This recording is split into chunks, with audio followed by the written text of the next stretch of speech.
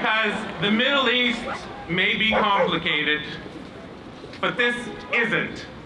When innocent people were killed, we have to support Israel in its fight. I don't know what has to have happened to someone ideologically to tear down a poster of a kidnapped child. And that's why a lot of these politicians and government figures and police are just standing back and letting it happen, and it's sad to see. To be witnessing this right now, right here, it's horrible.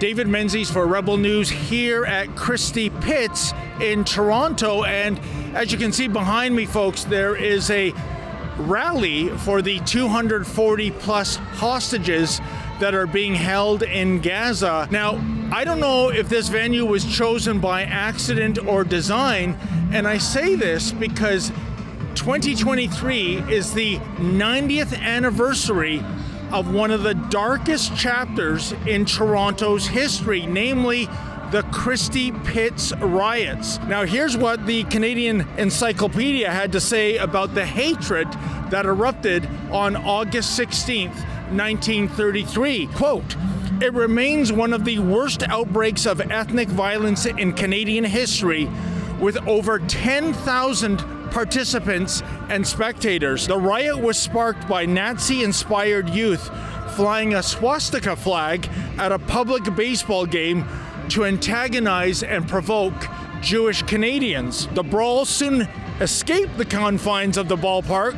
Improvised weapons, baseball bats, and lead pipes were used. Truckloads of reinforcements arrived from surrounding neighborhoods to support both sides. Italians and other immigrants, long persecuted by the Anglo majority, fought alongside the Jews," end quote. And what was the ostensible policy reason for the brawl? Well, folks, the antagonizers told the Toronto Daily Star at the time that they wanted to, quote, "get the Jews out of the park," end quote. And I can't help but think that 2023 kind of resembles 1933 for so many members of Toronto's Jewish community. The instigators, well, that's not the Anglo majority. I don't even know if there is an Anglo majority in Toronto anymore. Rather, it is the pro-Hamas supporters. We have seen them every weekend spouting the most vile hatred, chanting "from the river to the sea." From the river to the sea! From the river to the sea! Palestine will be free! We've seen in other cities, "gas the Jews." Can you imagine that chant?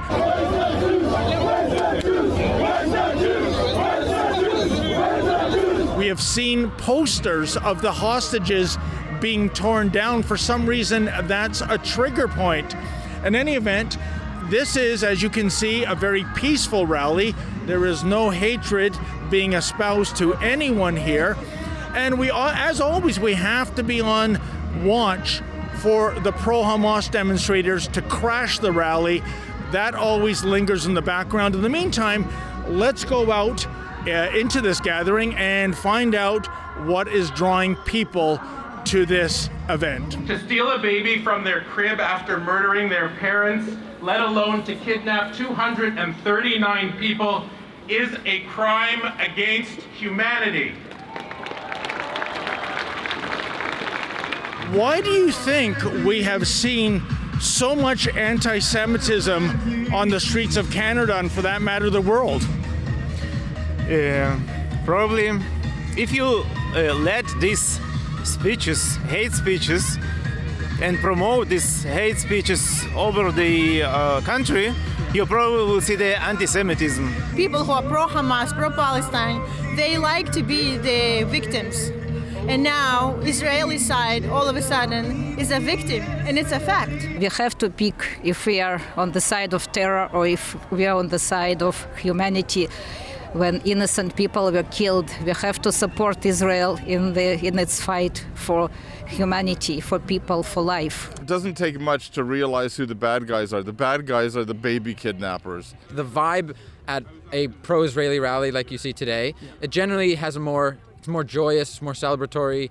You know, there's Canadian flags up, there's Israeli flags up, and the sense that I get generally when I see pro-Hamas, a lot of times pro-Palestinian rallies, it's a much more menacing, it's a much more aggressive, it almost has a mob feel to it. We were actually just in Poland a couple months ago, and we did the Holocaust trip together, and to see it happening again in modern day, like we haven't learned from our history, is shocking. You can be pro-Palestinian and not be anti-Israel, or you can be pro-Palestinian and still respect civilians. I condemn, the killing of civilians on all sides. I don't support it. I don't celebrate it. My grandfather was a Holocaust survivor. His whole family was slaughtered.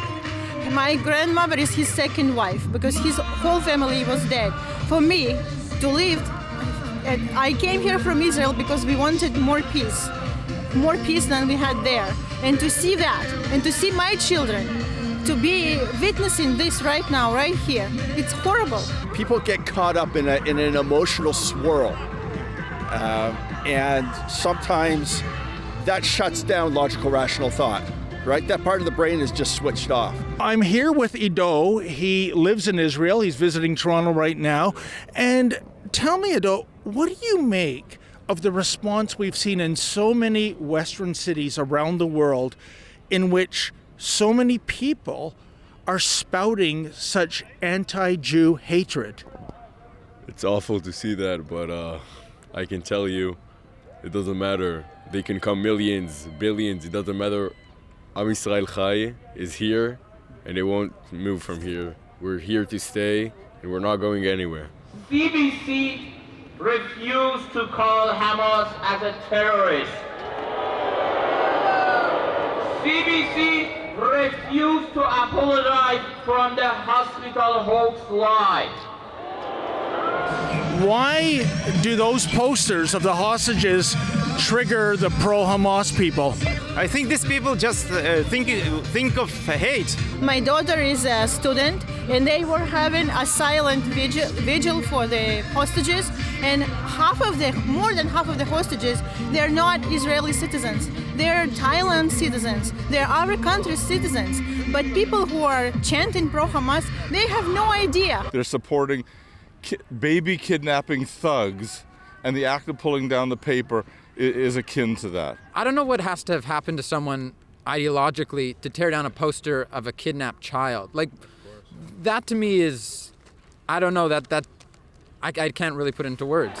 We are calling on Canada's elected officials to use every tool at our country's disposal to end this crime by pressuring Hamas and its backers to return the hostages to their families immediately.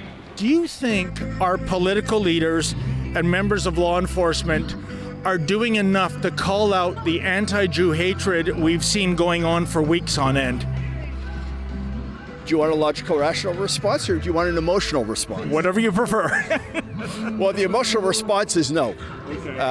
However, I know that the law enforcement are doing what they can because they're bound by their laws and rules. They don't want to get in the middle of two parties, because then people are going to have to pick one side, and that's why a lot of these politicians and government figures and police are just standing back and letting it happen, and it's sad to see. I feel that if you're firebombing synagogues, you're shooting up schools where mostly Jewish students are attending, and you don't face any of those consequences, then I think the government is also complicit. I think they're just afraid. They're trying to be equal by not really condemning either side too much, although I do feel like by not condemning Hamas, it says a lot more than, not condemning Israel, just because of the reactions that they've done. It's pure terrorism. I think that our country is a democratic country, but our country is also a country that's ruled by law, right? 90 years ago this year, this was the site of maybe the darkest chapter in Toronto's history, the Christie Pitts riots. 10,000 people involved in a riot, Jews and mostly the Anglo majority, who supported Nazism. And I'm beginning to think, is 2023 kind of resembling 1933 for those members of the Jewish community? Absolutely, because how it started, it was not aggressive right away. This is how it started, that people were witnessing from the side and doing nothing until it was too late. And we don't want the history to repeat, which is why we're here. I mean, I'm not Jewish personally. I can comment on what I see in the city over at least the last month. And without living through what happened in the 1930s, I can say the rise in antisemitism over the last month has been horrific. What made you come to this event with that sign, ma'am? Yeah, I think my intention honestly really was to spread love and help people open up their hearts more. And yeah, to help people move their emotions. And yeah, I hope there are people at all kinds of rallies doing things like this, because I think the answer is really in love and moving out of this place of hatred and division and separation, and all of us loving each other. Is it solely ignorance, or is there indoctrination at play here too? Well, I think ignorance, not in the negative way, but ignorance, a lack of knowledge. A lot of times what people are doing is they're taking Palestinian and they're taking Hamas and putting them together. And they're not. So yes, there's a lot of innocent lives that are being lost, and that's wrong. Is it actually safe to wear that badge in certain areas of the city these days?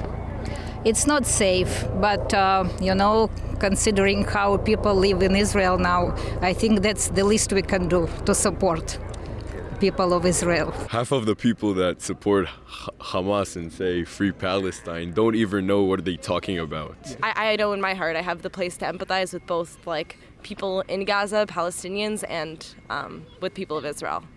Well, thank you so much. Can I take you up on your offer? On one condition, you don't tell my wife, okay? All right, there you go. Oh. Where were people like this in high school, folks? Folks, are you as upset in terms of what's going on in Toronto, Canada, all around the world, the anti-Jew hatred that has erupted? If so, please go to our newest website, CanadaStandsWithIsrael.com. That's CanadaStandsWithIsrael.com. Put your name to that petition. Take a stance for civilization.